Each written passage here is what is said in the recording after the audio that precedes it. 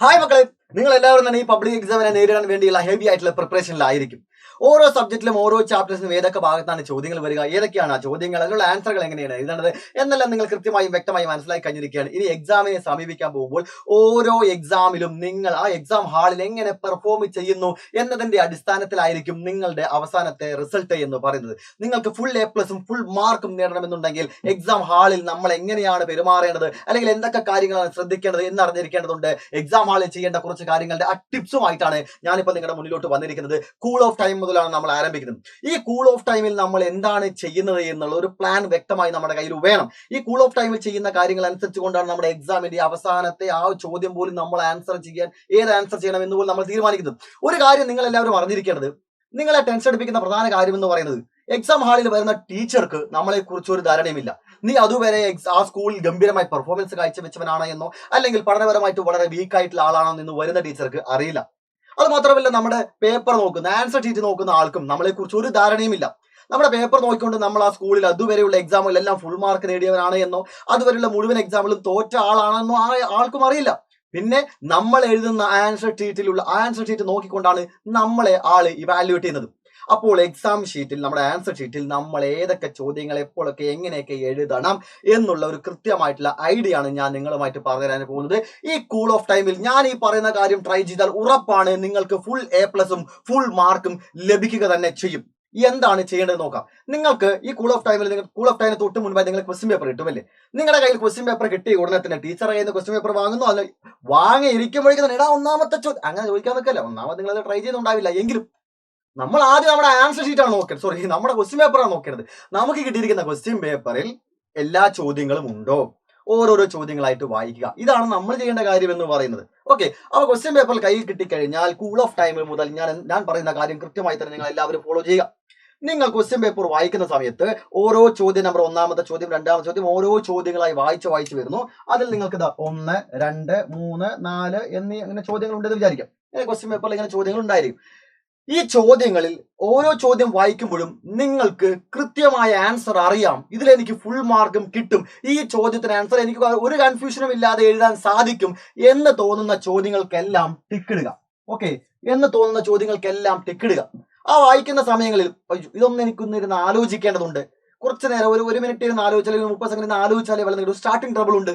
കൃത്യമായി എനിക്ക് അറിയില്ല, ഈ ആൻസർ ഞാൻ എഴുതിയാൽ എനിക്ക് കംപ്ലീറ്റ് ചെയ്യാൻ പറ്റില്ല, കുറച്ച് സമയം പോകും എന്ന് തോന്നുന്ന ചോദ്യങ്ങൾക്ക് നിങ്ങൾ എന്ത് ചെയ്യുക? വട്ടമിടുക. അങ്ങനെ ചോദ്യങ്ങൾ ഉണ്ടെങ്കിൽ വട്ടമിടുക. ഒരു കാരണവശാലും എനിക്കിതിൽ ഒന്നും എഴുതാൻ സാധിക്കുന്നേയില്ല, എങ്ങനെയും ഇതിൽ എനിക്ക് ആൻസർ അറിയത്തേയില്ല, മുഴുവനായി മറന്നുപോയി, അല്ലെങ്കിൽ ഞാൻ പഠിച്ചിട്ടില്ല, ഇത് എഴുതിയാൽ എനിക്ക് ഒരു മാർക്കും കിട്ടില്ല എന്ന് വിചാരിക്കുന്ന ചോദ്യങ്ങൾക്ക് മാത്രം വേറെ ഏതെങ്കിലും ഒരു മാർക്ക് വെച്ചുകൊണ്ട് ഹൈലൈറ്റ് ചെയ്യുക. വേറെ ഒരു സിമ്പിൾ ഏതെങ്കിലും വെച്ചുകൊണ്ട് ഹൈലൈറ്റ് ചെയ്യാം. അപ്പൊ ഈ 3 സിമ്പിൾ വെച്ചുകൊണ്ട് ഇങ്ങനെ 3 കാറ്റഗറിയായി നിങ്ങൾ ആ ക്വസ്റ്റ്യൻ പേപ്പറിലുള്ള ചോദ്യങ്ങളെ മാറ്റിയെടുക്കേണ്ടതുണ്ട്. നമ്മളിപ്പോ ചോദ്യ പേപ്പർ നോക്കുന്ന സമയത്ത് നമുക്ക് എല്ലാവർക്കും ഇങ്ങനെ ഈ ഒരു സിമ്പിളാണ് വരുന്നെങ്കിൽ അത് അവസ്ഥ വളരെ ഭയാനകമാണ്. അങ്ങനെ ആവരുത്. സൈലത്തിന്റെ ക്ലാസ് കാണുന്ന മക്കൾക്ക് എല്ലാവർക്കും ഈ ടിക്ക് തന്നെ ഉണ്ടാവാനുള്ള ഭാഗ്യം ഉണ്ടാവട്ടെ, അല്ലെങ്കിൽ അറിവുണ്ടാവട്ടെ, ഓർമ്മയുണ്ടാവട്ടെ എന്ന് പ്രാർത്ഥിക്കുകയാണ്. പറഞ്ഞു വന്ന കാര്യം ഇതാണ്.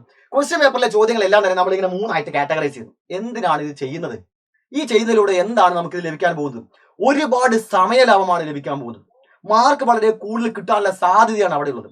നമ്മൾക്ക് ഏറ്റവും കൂടുതൽ മാർക്ക് ലഭിക്കാൻ വേണ്ടി ഒരു പ്രധാനപ്പെട്ട പോയിന്റ് എന്ന് പറയുന്നത്, നമ്മുടെ ആൻസർ ഷീറ്റ് നോക്കുന്ന ആൾക്ക് അത് വളരെ ലളിതമാക്കി കൊടുക്കണം. നമ്മൾ ആൻസർ ഷീറ്റിൽ കാണുന്ന ആദ്യ ചോദ്യം തന്നെ വളരെ തെറ്റും കിർക്കും വട്ടം ഒക്കെയാണെന്ന് പറഞ്ഞാലും ഭയങ്കര ബോറായിട്ടാണ് നമ്മളൊരു ആൻസർ ഷീറ്റ് പ്രസന്റ് ചെയ്യുന്നുണ്ടെങ്കിൽ അവരും ആ രീതിയിലായിരിക്കും നമ്മൾ ഇവാലുവേറ്റ് ചെയ്യുന്നുണ്ടായിരിക്കുക. ഓക്കെ, അപ്പൊ ആൻസർ ഷീറ്റ് വളരെ ഈസിയായി എഴുതുകയും വേണ്ട ആൻസറുകളെല്ലാം ഹൈലൈറ്റ് ചെയ്യുകയും അതിനോടൊപ്പം തന്നെ ബോക്സ് ഇട്ട് വരയ്ക്കേണ്ടത് ബോക്സ് ഇട്ട് കൊടുക്കേണ്ട, അങ്ങനെ ആവശ്യമുള്ള സാധനങ്ങളെല്ലാം ചെയ്യുന്നതിലൂടെ പേപ്പർ നോക്കുന്ന ആൾക്ക് വളരെ സമാധാനം, വളരെ കൂളായി കൊള്ളാലോ എന്നൊരു തോന്നൽ ഉണ്ടായിക്കഴിഞ്ഞാൽ മക്കളെ നിങ്ങൾക്ക് ഉറപ്പായും A+ഉം ഫുൾ മാർക്കും ലഭിക്കുക തന്നെ ചെയ്യും. അതിലൊരു കൺഫ്യൂഷനും വേണ്ട. അതിന് സഹായിക്കുന്ന ഒരു സാധനമാണ് ഇവിടെ ഞാൻ പറഞ്ഞിരിക്കുന്ന കാര്യം.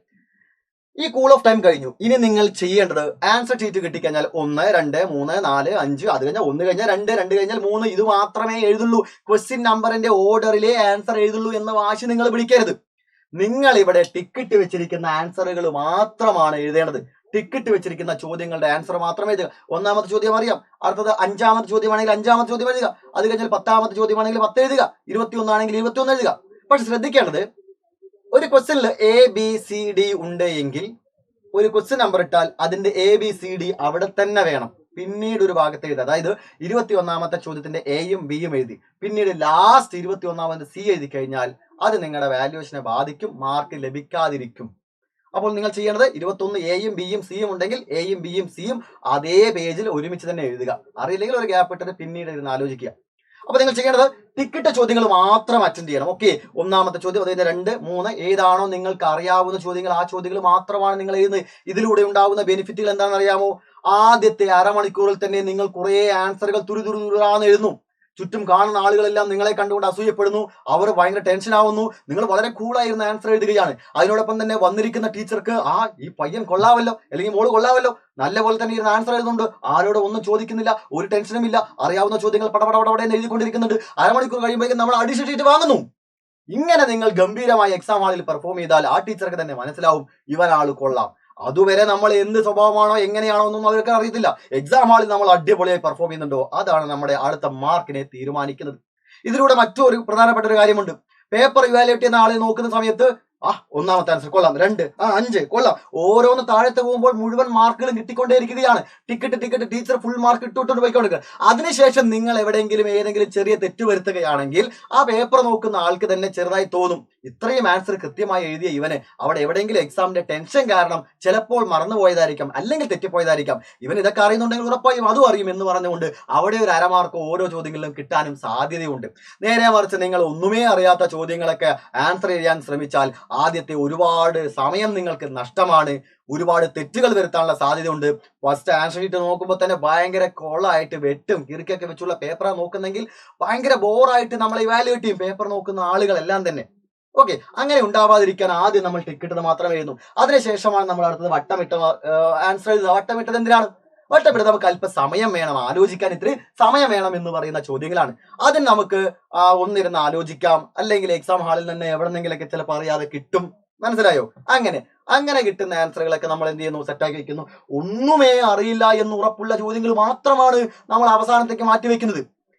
ഈ ഒന്നുമേ അറിയാത്ത ചോദ്യങ്ങളാണ് നിങ്ങൾ ഇടയിൽ എപ്പോഴെങ്കിലും അറ്റൻഡ് ചെയ്യാൻ വേണ്ടി ശ്രമിക്കുന്നത് എങ്കിൽ നിങ്ങൾക്ക് നല്ലപോലെ അറിയാവുന്ന പല ചോദ്യങ്ങളും എഴുതാൻ സമയം കിട്ടാതെ വരും. മനസ്സിലായോ? സർ, ഞാനൊരു 17ാമത്തെ ചോദ്യം ഭയങ്കര കൺഫ്യൂസിംഗ് ആയിരുന്നു, അതിരുന്ന് ആലോചിച്ചിട്ട് എനിക്ക് 21ാമത്തെ 25ാമത്തെ ചോദ്യം ഒന്നും എനിക്ക് എഴുതാൻ പറ്റിയില്ല സാർ, അറിയാവുന്ന ചോദ്യം പോലും എഴുതാൻ സമയം ഉണ്ടായിരുന്നില്ല സാർ എന്ന ടെൻഷൻ നിങ്ങൾ പറയാറില്ലേ? അതിന് കാരണമെല്ലാം ഇതാണ്. കാരണം 1, 2, 3, 4 എന്ന ഓർഡറിലേ ഞാൻ എഴുതൂ എന്ന വാശിയാണ്. അതൊന്നും മാറ്റിവെക്കുക. അറിയാവുന്ന ചോദ്യങ്ങളെല്ലാം എഴുതുക, കുറച്ച് ആലോചിക്കണം എന്ന് പറയുന്ന അടുത്ത സെക്കൻഡ് കാറ്റഗറിയിൽ ഇട്ടേക്കുക. ഒന്നും അറിയില്ല എന്ന് പറയുന്ന ഈ ചോദ്യം നിങ്ങൾ എഴുതിയാലും മാർക്ക് കിട്ടില്ല എന്ന് വിചാരിക്കുന്ന ചോദ്യങ്ങളല്ലേ, അത് എഴുതിയാലും വിഷയമില്ല, അതിന് വേണ്ടി നമ്മൾ സമയം കളയേണ്ടതില്ല. ഏറ്റവും അവസാനത്തേക്ക് മാറ്റിവെക്കുക. ചിലപ്പോൾ അവസാനത്തെ ഈ ഒന്നുമേ അറിയാത്ത ചോദ്യങ്ങൾക്ക് എന്തേലും ആൻസർ ക്വസ്റ്റ്യൻ പേപ്പറിൽ തന്നെ അവിടെ എവിടെന്നെങ്കിലും കിട്ടാം, വേറെ എവിടെന്നെങ്കിലും കിട്ടാം, ആലോചിച്ചാൽ ചിലപ്പോൾ ഓർമ്മയായിരിക്കാം. അങ്ങനെ നമ്മൾ അത് അറ്റൻഡ് ചെയ്യുകയാണ് ചെയ്യുന്നത്. ഓക്കെ, ഇനി വേറൊരു കാര്യം കൂടെ പറയട്ടെ.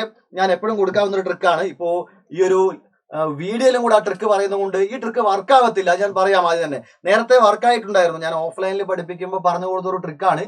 അത് ആ ഒരു ഏരിയയിലുള്ള വിദ്യാർത്ഥികൾ മാത്രമേ ഉള്ളത് കൊണ്ട് അത് അവിടെ വർക്കാവും. ഇതിപ്പോ വീഡിയോയിൽ പറയുന്നത് കൊണ്ടും 10,000-കണക്കിന് ആളുകൾ ഇത് കാണുന്നത് കൊണ്ടും ഇത് വർക്കാവത്തില്ല.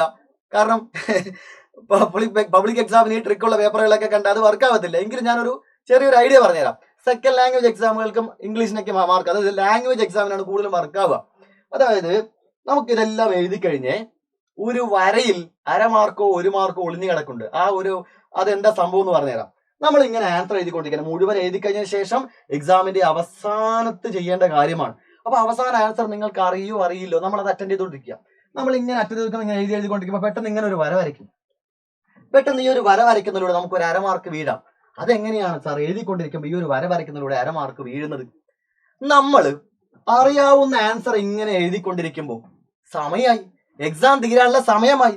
എക്സാം തീരാനുള്ള സമയമായ അപ്പോഴും നമ്മൾ ആൻസർ അറിയാവുന്ന ആൻസർ ഇങ്ങനെ എഴുതിക്കൊണ്ടിരിക്കുന്ന സമയത്ത് പേപ്പർ താടാ എന്ന് പറഞ്ഞുകൊണ്ട് നമ്മുടെ ക്ലാസ്സിലുണ്ടായിരുന്ന ടീച്ചർ വലിച്ചുകൊണ്ട് പോയപ്പോൾ അറിയാതെ ഉണ്ടായ വരയാണത് എന്ന് ധരിക്കുകയും, ചാൻസ് മാത്രമാണ് ഞാൻ ഈ പറയുന്നത്. പബ്ലിക് എക്സാമിന്റെ പേപ്പർ നോക്കുന്ന ടീച്ചർക്ക് ഇവനത് അറിയാം, കുറച്ച് സമയം കിട്ടിയതാണെങ്കിൽ ഇവൻ ഒരുപക്ഷെ ഇത് നല്ല പോലെ എഴുതിയനെ, പയ്യനും പോട്ടെ ഒരു 1/2 മാർക്ക് കൊടുക്കാം എന്ന് വിചാരിച്ച് കൊടുക്കാനുള്ള സാധ്യതകളുണ്ട്. ഇത് 100% വർക്കാണ്, 100% വർക്കല്ല. ഞാനിത് ഓഫ്ലൈനിൽ പറഞ്ഞു കൊടുത്തപ്പോൾ അവിടെ ഉണ്ടായിരുന്ന സ്കൂളുകളിൽ മുഴുവൻ ഈ വരകളായിരുന്നു ഉണ്ടായിരുന്നു എന്ന് പറയട്ടെ. പക്ഷെ ആ ടീച്ചേഴ്സിന് പരസ്പരം ഇതൊന്നും അറിയത്തില്ലല്ലോ. പക്ഷെ പബ്ലിക് എക്സാമിന് ഇത് വർക്കാവില്ലെന്ന് അറിയത്തില്ല. എങ്കിലും ട്രൈ ചെയ്യണമെന്ന് ഞാൻ പറയുന്നില്ല.